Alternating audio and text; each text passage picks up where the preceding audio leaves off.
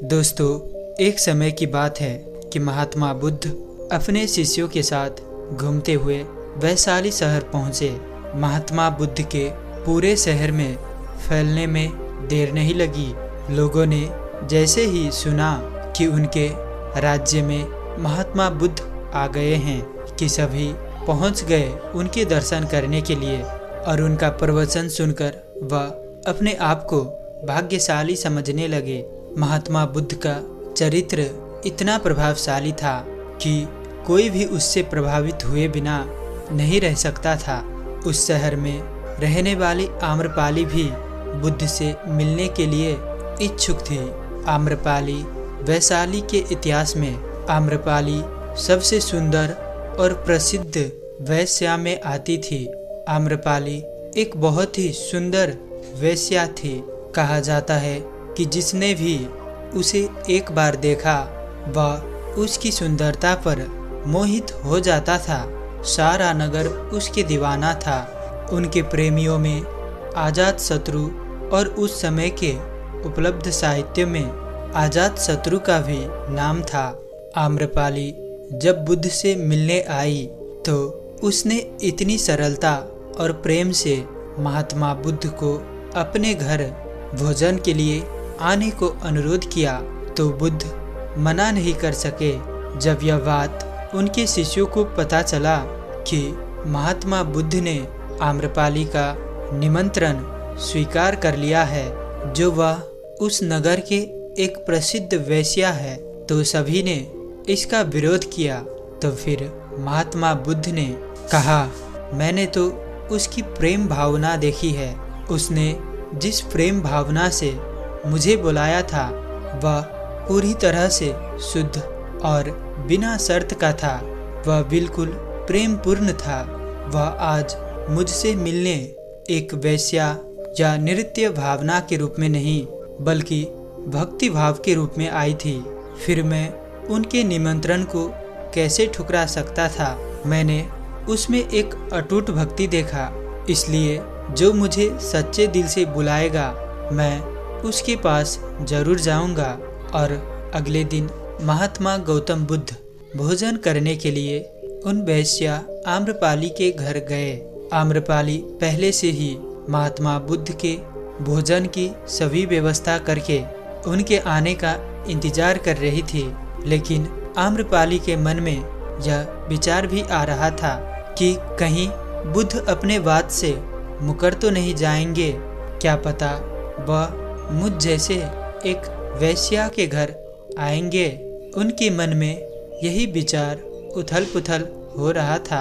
आम्रपाली सोच रही थी कि इतना बड़ा सन्यासी एक वेश्या के निमंत्रण पर क्यों आएगा और हमारे यहाँ भोजन क्यों करेगा। वह तो महापुरुष है। यही सब बातें आम्रपाली के मन में चल रहा था कि तभी आम्रपाली बुद्ध को अपने घर आते हुए देखा। यह देख उनकी खुशी का ठिकाना न रहा। वह दरवाजे पर दौड़ी और महात्मा बुद्ध के स्वागत करने में लग गई और महात्मा बुद्ध के लिए खुद अपने हाथों से खाना परोसा और महात्मा बुद्ध को खिलाया। जब महात्मा बुद्ध के शिष्यों ने एक वेश्या को ऐसा करते हुए देखा तो वह आश्चर्यचकित हो गए।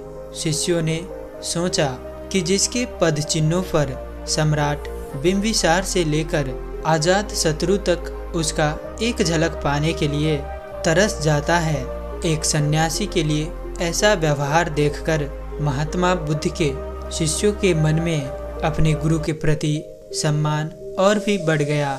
आम्रपाली ने महात्मा बुद्ध के व्यक्तित्व के बारे में जैसा सुना था वह उनसे मिलने के बाद और भी ज़्यादा प्रभावित हो गई। वह उसी समय बुद्ध की शरण में चली गई और कहा जाता है कि आम्रपाली ने अपनी सारी संपत्ति बौद्ध भिक्षुओं के नाम कर दिया और अपने बालों को काटकर सारा जीवन भिक्षुई बनकर रहने लगी। दोस्तों, इस कहानी से मैं यह एक बात समझाना चाहता हूँ कि व्यक्ति अतीत में या पुराने समय में जो कुछ भी करता हो उससे कोई मतलब नहीं है।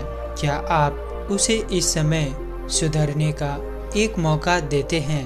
वह बात मायने रखता है, ना कि हम उसे धिक्कारें, उनसे भेदभाव करें, उन्हें असम्मानजनक से देखें।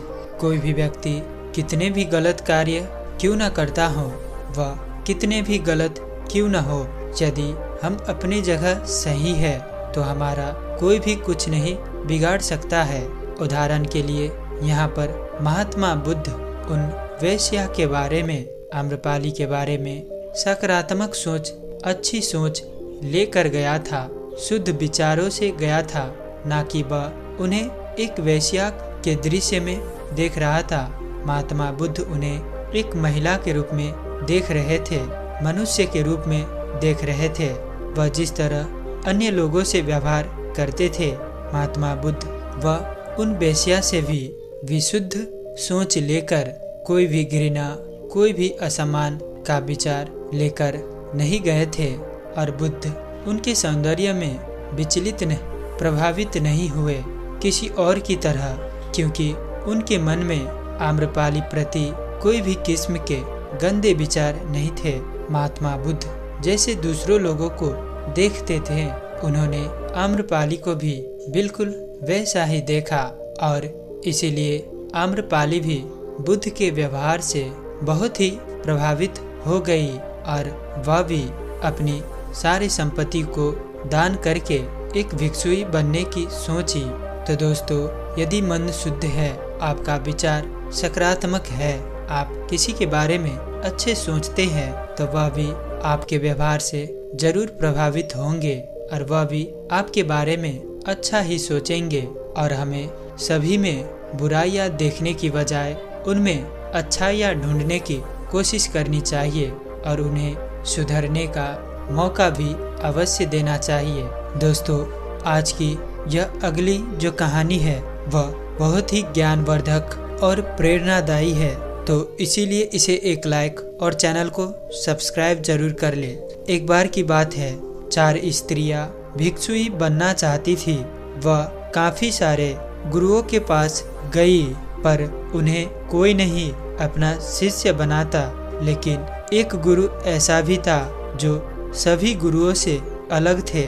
वह गुरु के अपना ही एक नियम था, वह किसी को भी अपना शिष्य बना लेते, वह चाहे वो पुरुष हो या स्त्री। तभी वह चारों स्त्री उन गुरु के पास आती है और कहते हैं, हमें अपना शिष्य बना लीजिए, लेकिन तुम भिक्षुई क्यों बनना चाहती हो? तभी वह स्त्री कहती है, हम जीवन को जानना चाहते हैं, हम जीवन के सभी समस्याओं का हल खोजने निकले हैं, हमें कृपया आप दीक्षा दीजिए, जिससे हम भी सत्य की मार्ग में चल सके, हम सत्य की खोज में लगना चाहते हैं। तभी गुरु कहते हैं, ठीक है, पहले तुम चारों मेरे प्रश्न का जवाब दोगी, और जिसका जवाब सही होगा वही मेरे शिष्य बनेगा। तुम चारों में से जो पहले मेरे सवालों का जवाब देना चाहती हो वो आगे आ जाओ, और तुम तीनों पीछे दूर खड़े रहो, जिससे कि मैं जो सवाल पूछूंगा वह तुम सवाल और जवाब तुम सुन ना पाओ। तभी पहली स्त्री गुरु के पास आती है और वह तीनों दूर जाकर खड़ी हो जाती है। तब गुरु पूछते हैं कि मान लो एक नाव समुद्र में अल्पत्र पड़ गया और उस नाव में 20 पुरुष है और तुम अकेली स्त्री हो और दूर दूर तक कोई गांव नहीं दिख रहा है। तभी तुम्हें दूर एक टापू दिखाई देता है और तुम सोच रही हो कि वहां जाने के बाद मेरा क्या होगा। तब तुम इस स्थिति में क्या करोगी? वह स्त्री गुरु से कहती है, गुरुजी, मैं अपनी इज्जत बचाने के लिए समुद्र में कूदकर जान दे दूंगी। तब गुरु कहते हैं, तुम्हारा जवाब गलत है, जो हुआ ही नहीं उसके लिए तुम जान दे दोगी। तभी गुरु के पास दूसरी स्त्री आती है। फिर गुरु उन स्त्री से भी वही प्रश्न पूछते हैं कि अगर मान लो समुद्र में एक नाव अल्पत्र पर गया है और उस नाव में 20 पुरुष है और तुम अकेली स्त्री और दूर दूर तक कोई गांव नहीं दिख रहा है। तभी तुम्हें दूर एक टापू दिखाई देता है और उस स्थिति में वहां जाने के बाद मेरा क्या हाल होगा।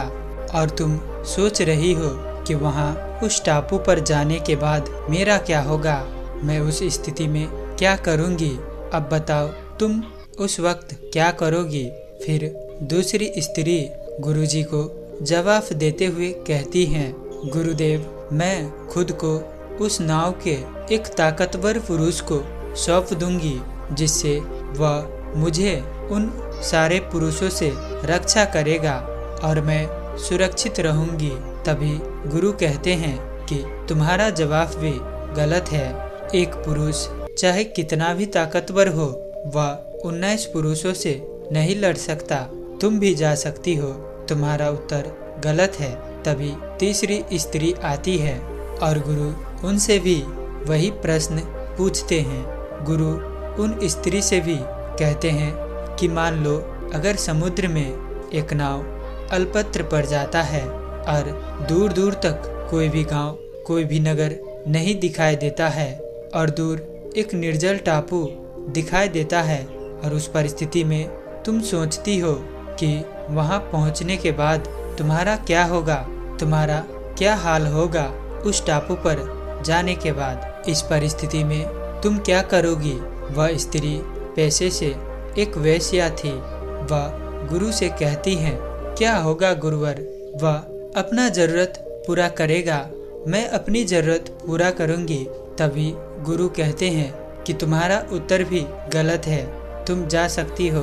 तभी चौथी स्त्री आती है और गुरु फिर से वही प्रश्न पूछते हैं कि अगर मान लो एक नाव समुद्र में अल्पत्र पड़ जाता है और दूर दूर तक कोई भी गांव, कोई भी नगर नहीं मालूम पड़ता है, ऐसे में एक निर्जल टापू दिखाई पड़ता है और वहां तुम पहुंचने ही वाले होते हो और तुम्हारे मन में चल रहा है कि वहां उस निर्जल टापू पर पहुंचने के बाद तुम्हारा क्या होगा, तुम इस स्थिति में क्या करोगी।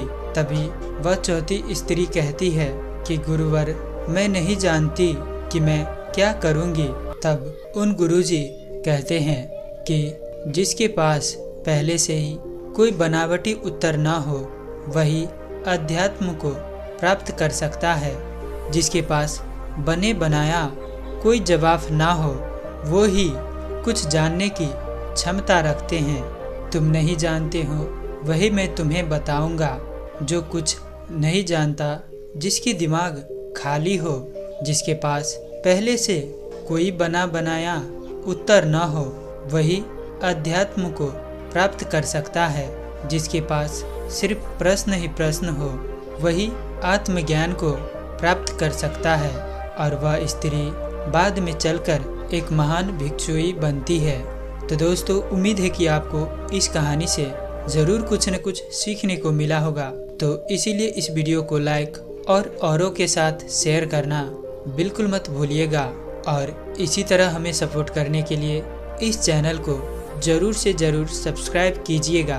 तो अंत तक कहानी में साथ देने के लिए मैं किशन शर्मा आप सभी का दिल से बहुत बहुत धन्यवाद करता हूँ। तो मिलते हैं ऐसी कोई और नई वीडियो में, तब तक के लिए अपना ख्याल रखें। धन्यवाद।